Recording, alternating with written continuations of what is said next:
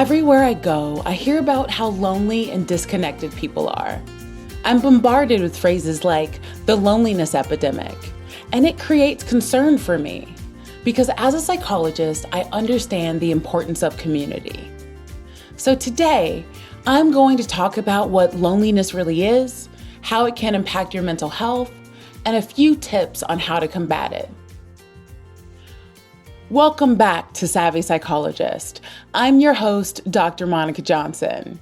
Every week on this show, I'll help you face life challenges with evidence-based approaches, a sympathetic ear, and zero judgment. Loneliness, as understood in psychological research, is a complex and multifaceted emotion. Loneliness is typically defined as the distressing experience that occurs when a person's social relationships are perceived to be less in quantity and quality than desired. It's important to note that loneliness is subjective. It's about how people perceive their social connections, not necessarily the number of friends or social interactions they have. One of the issues that I sometimes notice is that people will spend more time on social media and investing in parasocial relationships instead of putting those hours towards developing or maintaining relationships in their real life. Loneliness isn't always solely the fault of the person experiencing it. In fact, there are often several different types of contributing factors. For instance, there can be social factors. Things like relocation, divorce, or the death of a loved one can lead to loneliness.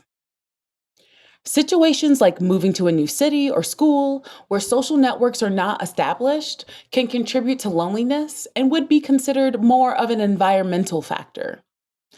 There are also personal factors, such as introversion or low self-esteem, which can get in the way of exploring connections. While you may have several factors outside of your control or choosing, loneliness is still within your grasp, and it's important to engage in the steps to obtain the social connection that you desire. But before we talk about that, let's discuss a few of the ways that loneliness can impact your mental health. Loneliness can have significant impacts on mental health, as evidenced by a range of psychological research. The relationship between loneliness and mental health is complex and multifaceted, involving various aspects, including increased risk of depression and anxiety. One of the most well-documented effects of loneliness is its strong association with depression and anxiety disorders. The feeling of being disconnected, unsupported, and misunderstood can lead to or exacerbate symptoms of depression.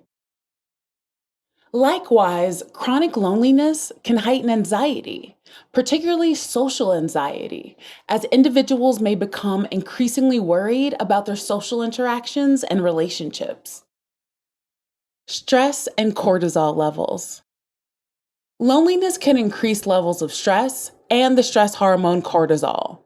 This physiological change can have a broad impact on mental health, leading to issues like disturbed sleep, a heightened state of alertness that makes relaxation difficult, and an overall sense of being overwhelmed. Impact on self-esteem and self-worth. Persistent feelings of loneliness can negatively affect an individual's self-esteem and sense of self-worth. The perceived lack of social connections can lead individuals to view themselves more negatively, potentially spiraling into further social withdrawal and emotional distress. Vulnerability to substance abuse. To cope with feelings of loneliness, some individuals might turn to substance abuse, including alcohol and drugs. This can create a cycle where substance abuse further isolates the individual, exacerbating the loneliness and the related mental health issues. Cognitive decline and dementia risk. In older adults, loneliness has been linked with faster cognitive decline and an increased risk of dementia. This connection suggests that social interaction plays a critical role in maintaining cognitive health. Suicidal ideation and behavior. Chronic loneliness can increase the risk of suicidal thoughts and behaviors, particularly if it coexists with depression and other mental health disorders. Impact on physical health. While not directly a mental health issue, the physical health impacts of loneliness, such as increased risk of heart disease and weakened immune system, can further contribute to worsening mental health due to the interconnectedness of physical and mental well-being. Effects on young adults and adolescents. For younger populations, loneliness can be particularly challenging, impacting developmental stages crucial for forming identity and social skills. It can lead to issues like social anxiety, low self esteem, and difficulties in forming healthy relationships. Changes in brain function. Some research suggests that loneliness can alter brain function, potentially affecting areas of the brain related to social cognition, empathy, and self reflection. The relationship between loneliness and mental health is bidirectional. Not only can loneliness lead to mental health issues, but existing mental health conditions can also exacerbate feelings of loneliness, creating a challenging cycle to break. This makes it important for mental health interventions to consider the role of social connections and loneliness in their therapeutic approaches. As I already mentioned, with the rise of social media and technology, we face different challenges when it comes to loneliness. Many folks have attributed the loss of third places to having also had an impact. If you haven't heard of third place as a concept, let me explain. The first and second places are considered home and work. The third place is a social environment where you can meet or interact with others. For instance, Cheers, the bar where everyone knows your name, doesn't exist as much anymore following the pandemic. Other examples from popular media would be Central Perk from Friends or Tom's Diner from Seinfeld. These types of locations are harder to find because people are spending more time at home.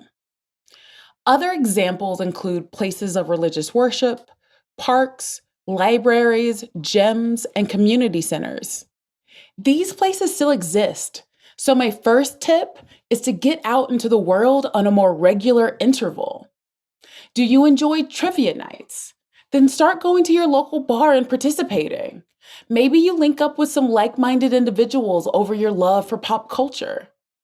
If you're religious, perhaps you can find a local church, temple, or synagogue to worship and begin building social connections. Or if you enjoy reading, perhaps your local library has a book club. I understand that these activities take a lot of effort. I'm an introvert, and every single time I've moved, I've had to get on meetup.com or use other sources to find out what is happening in my new location. And for 6 to 12 months, I am going out and embracing the discomfort. It's hard to make friends, and I want to validate that for you. Now let's get into a few other strategies for coping with loneliness. Cognitive behavioral therapy, or CBT. CBT is a type of therapy that helps individuals identify and change negative thought patterns. In the context of loneliness, CBT can help in challenging and altering negative thoughts about oneself and one's social situation, which can reduce feelings of loneliness. Social skills training. For some, loneliness stems from difficulties in social interactions.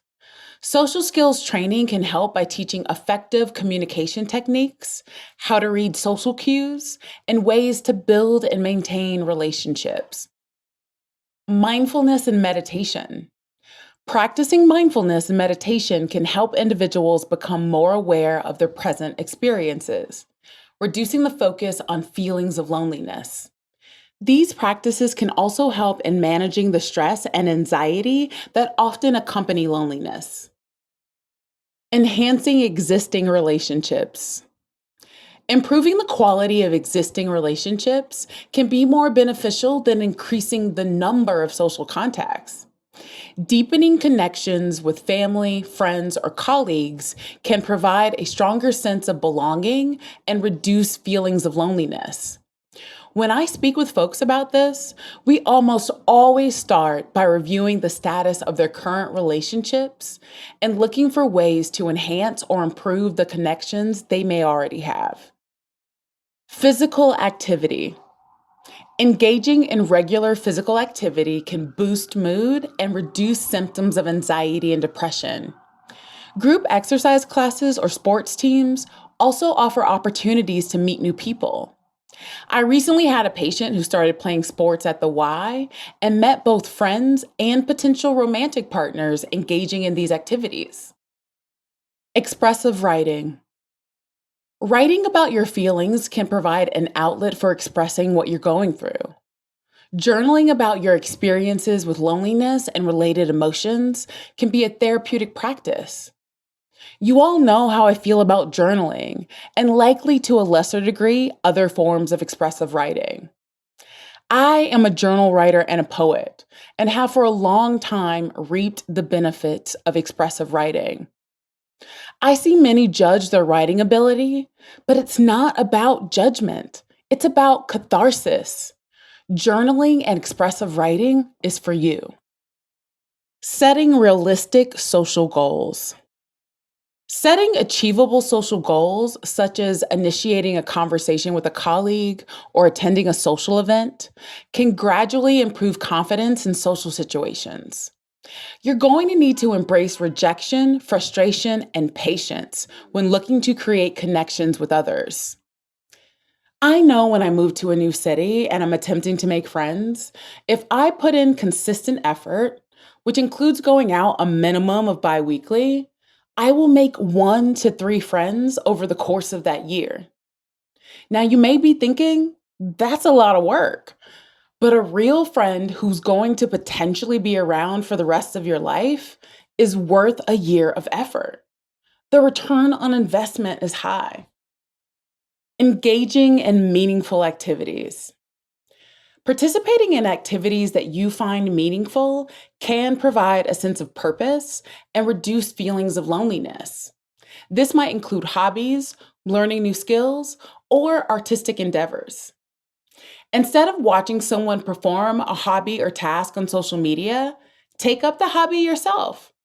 I was talking to someone the other day who loves watching gardening videos, and I said, "What about starting your own garden?" They live in the city, but we talked about options for satisfying their botanical proclivities. Pets.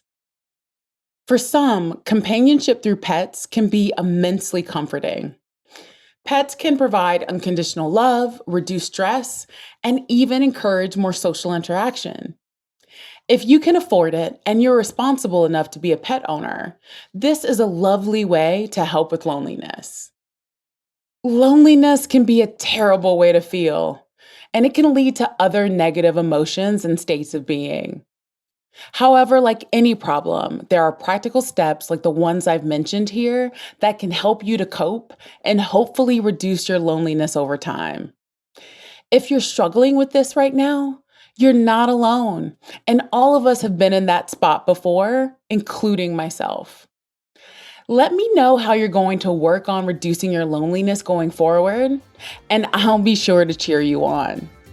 You can contact me via Instagram at KindMindPsych or via my email at psychologist@quickanddirtytips.com. The Savvy Psychologist is a Quick and Dirty Tips podcast. It's audio engineered by Steve Rickyberg with script editing by Brandon Getchus. Our podcast and advertising operations specialist is Morgan Christensen. Our digital operations specialist is Holly Hutchings. And our marketing and publicity associate is Davina Tomlin. Follow Savvy Psychologist on Apple Podcasts, Spotify, or wherever you listen to podcasts. That's all for this episode of Savvy Psychologist. Thanks for listening, and I'll see you next week.